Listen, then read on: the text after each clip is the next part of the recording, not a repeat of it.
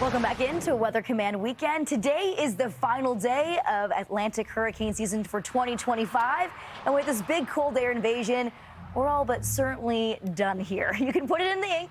13 named storms, 5 hurricanes, 4 major hurricanes, which means they are a Category 3 or higher. And really one that is going to live on in all of our minds for a very long time here, Nick. Category 5 Hurricane Melissa, one of the strongest hurricanes on record. And honestly, Nick, this hurricane season has been very interesting, starting off pretty slow, and then things picked up pace very, very quickly. I mean, we saw these major hurricanes coming out of this season. I want to get your opinion on this. So what did you think of this season in all? What stood out to you the most?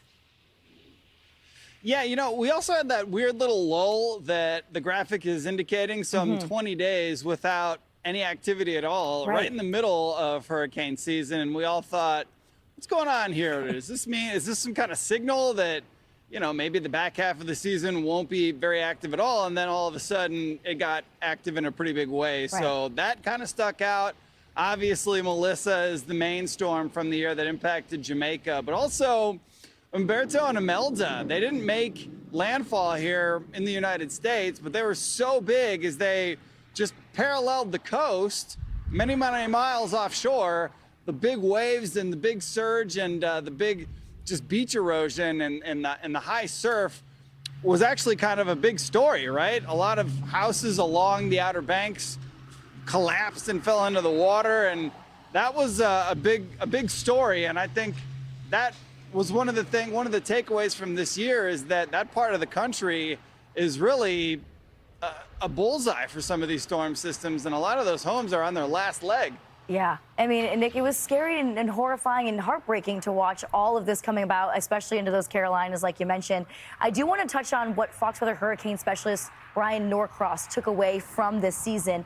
He had 3 main points. Number 1 was Melissa's incredible strength. And I want to point out this quote directly from him. He said, whatever the final numbers are, they will be as high or as higher than any landfalling Atlantic hurricane on record.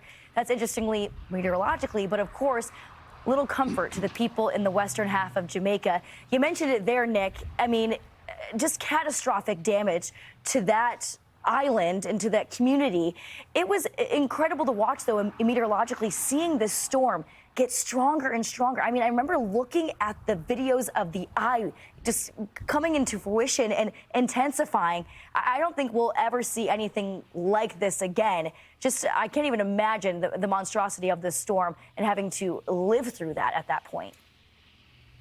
Yeah, I think you and I were actually working the day that it underwent double rapid intensification. So you and I on a Saturday were talking about tropical storm Melissa, and then the very next day it gained some 70 miles per hour worth of wind speed, and all of a sudden it was a monster, and it stayed a monster. And unfortunately what you're looking at is what happened all across the island nation of Jamaica. Definitely the storm of the season. Super unfortunate for the folks that live in that part of the world.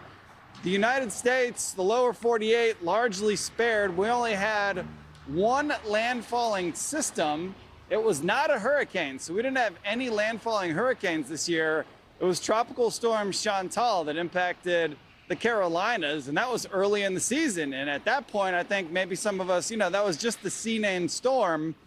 And so at that point, I think some of us were thinking about that, and then also going, oh, okay, well, Colorado State University and the National Hurricane Center are expecting an above average season. So here we go, we're off to the races. And after that, no landfalls. And that was a little bit interesting. So as Brian Norcross said, not getting a landfall isn't necessarily rare.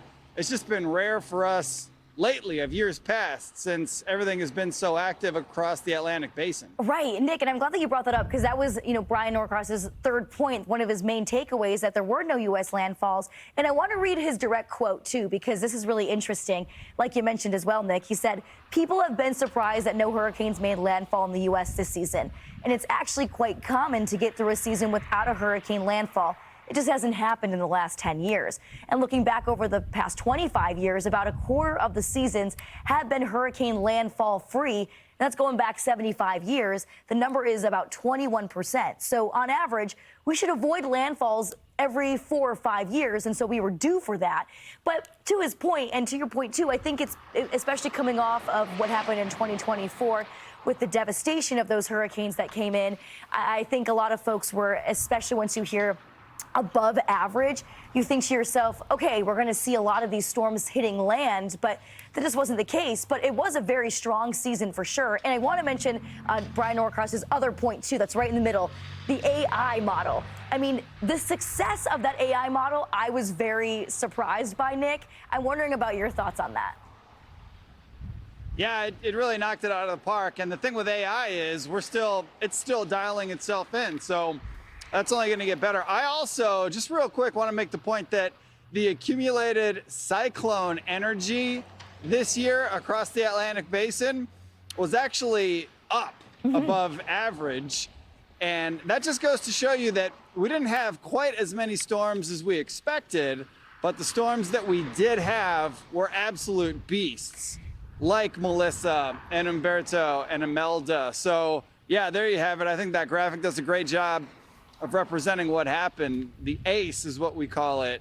It was up. It's that red line, and it certainly trended above average, especially towards the end of the season. Yeah, definitely a season we are not going to be forgetting at all anytime soon. Now,